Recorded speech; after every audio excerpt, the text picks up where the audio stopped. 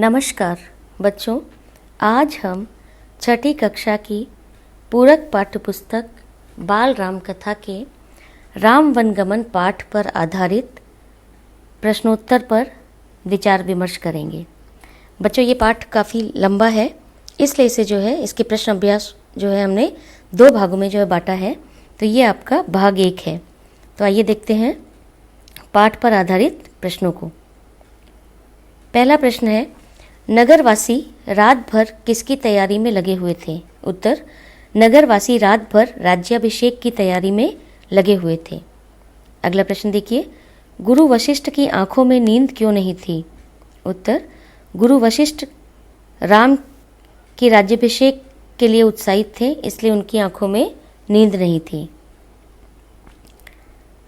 अगला प्रश्न है, महर्षि ने महामंत्री को महाराज को देखने के लिए कहाँ भेजा?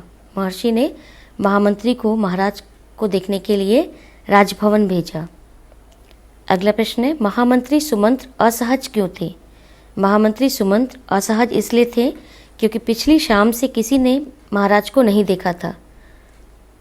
अगला प्रश्न है, महामंत्री ने कैकेयी के महल में महाराजा दशरथ को किस अवस्था में देखा? उत्तर, महामंत्री ने देखा कि महाराजा दशरथ बीमार और दीनहीन अवस्था में पलंग पर पड़े थे। बच्चों, अगला प्रश्न देखिए, राम को देखते ही कौन बेसुध हो गया? बेसुध माने बेहोश हो गया।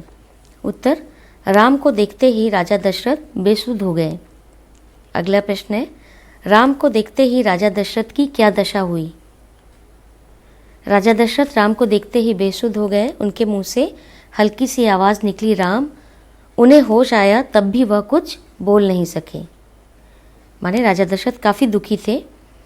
अगला प्रश्न है, राम के द्वारा वन जाने की बात स्वीकारने के बाद राजा दशरथ के मुंह से कैकेयी के प्रति क्या शब्द निकला? उत्तर, राम के द्वारा वन जाने की बात स्वीकारने के बाद राजा दशरथ के मुख से कैकेयी के प्रति एक शब्द निकला, धिक्कार। धिक्कार माने किसी को किसी की निंदा करना। अगला प्रश्न देखिए, कैकेयी के चेहरे पर प्रसन्नता क्यों छा गई? उत्तर, राम की शांति और सधी हुई वाणी को सुनकर कैकेयी के चेहरे पर प्रसन्नता छा गई। माने कैकेयी खुश हो गई। उसने सोचा राम अपने आप खुशी खुशी वनवास चले जाएंगे। अगला प्रश्न है, कैकेयी के महल से निकलकर राम सीधे कहाँ गए? उत्तर, कैकेयी के महल से निकलकर राम सीधे अपनी माँ कौशल्या के पास गए। अगला प्रश्न, कौशल्या क्यों सुध खो बैठी? उत्तर, राम वन जाएंगे यह सुनकर कौशल्या सुध खो बैठी। अगला प्रश्न है, राम ने वनगमन को क्या कहा? उत्तर, राम ने वनगमन को भाग्यवश आया उलटफेर कहा। अगला प्रश्न देखते हैं, लक्ष्मण किस बात से सहमत नहीं थे और वह उसे क्या समझाते थे? उत्तर, लक्ष्मण इस बात से सहमत नहीं थे कि वनगमन भाग्यवश आया उलटफेर है। वह इसे कायरता का जीवन मानते थे।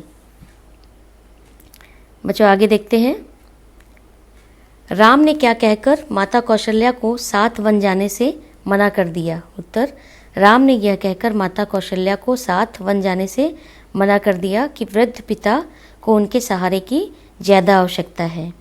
अगला प्रश्न है, क्या राम ने लक्ष्मण को साथ वन जाने की स्वीकृति दी थी? उत्तर, राम ने लक्ष्मण को साथ वन जाने की स्वीकृति दी थी।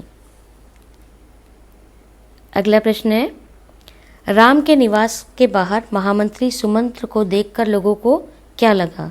उत्तर, राम के निवास के बाहर महामंत्री सुमंत्र को देखकर लोगों को लगा कि महामंत्री सुमंत्र राम को राज्याभिषेक के लिए आमंत्रित करने के लिए आए हैं।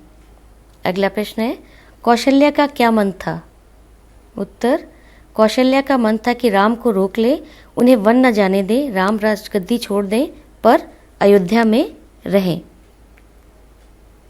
अगला प्रश्न है, राम ने सीता से क्या आग्रह किया?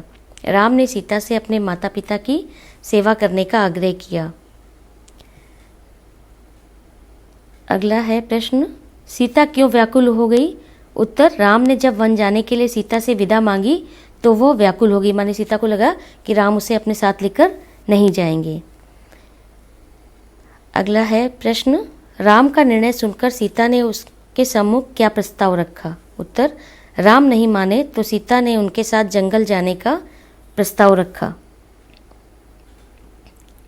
अगला प्रश्न देखिए, राम जी क्यों नहीं चाहते थे कि सीता उनके साथ वन में जाए? उत्तर, राम जी नहीं चाहते थे कि सीता उनके साथ वन में जाए क्योंकि सीता महलों में पली थी, वह जंगल के कठिन जीवन का सामना कैसे करती? अगला प्रश्न है, नगरवासी दशरथ और कैकेयी को क्यों धिक्कार रहे थे? उत्तर, राम के वन जाने का समाचार जानकर नगरवासी दशरथ और कैकेयी को धिक्कार रहे थे। अगला प्रश्न है, उत्सव की तैयारियों की जगह उदासी ने क्यों ले ली?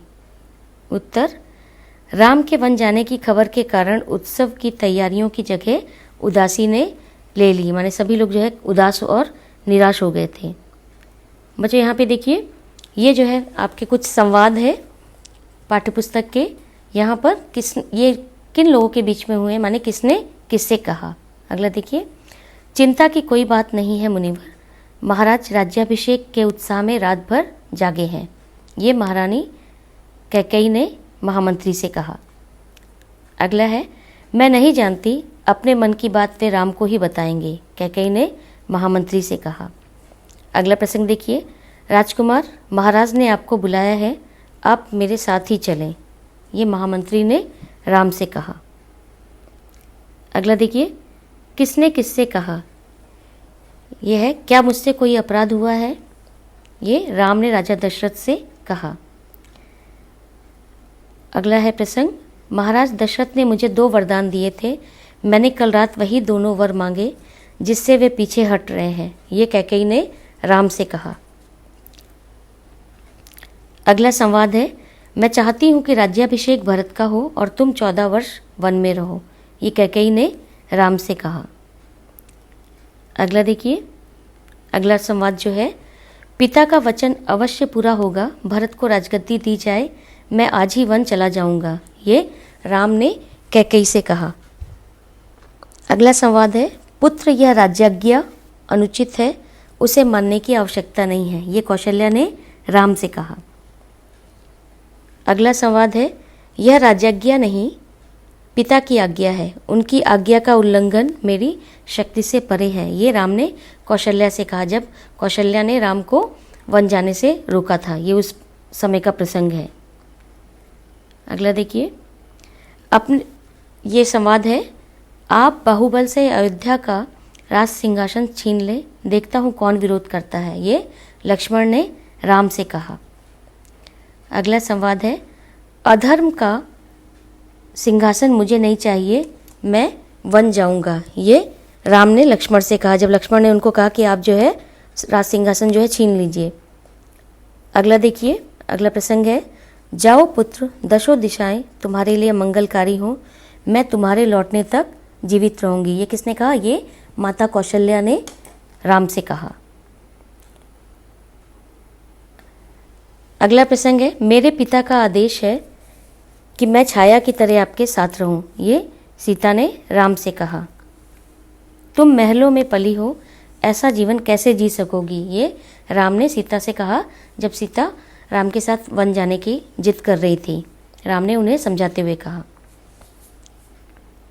तो बच्चों, ये जो है आपका राम के वनगमन पाठ पर आधारित प्रश्न अभ्यास है। आशा करते हैं कि आपको समझ में आ गए होंगे। इसका दूसरा भाग हम बाद में जो है उस पर जो है विचार विमर्श करेंगे। धन्यवाद।